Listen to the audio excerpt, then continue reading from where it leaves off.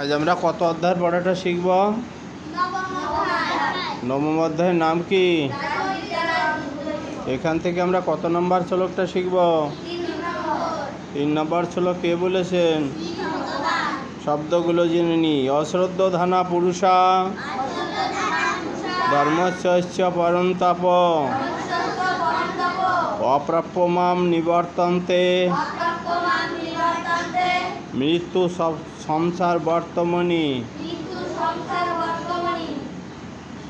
এবার বলো, অশ্রদ্ধধানা পুরুষা, না অনুসব ছন্দে বলি, অশ্রদ্ধধানা পুরুষা ধর্মস্য পরন্তাপ অপ্রাপ্যমাম নিবর্তন্তে মৃত্যু সংসার বর্তমানি।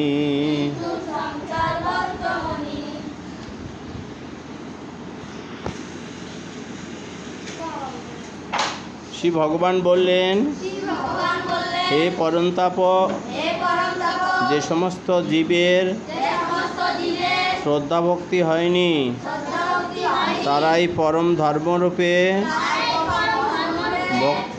ভগবদ ভক্তি লাভ করতে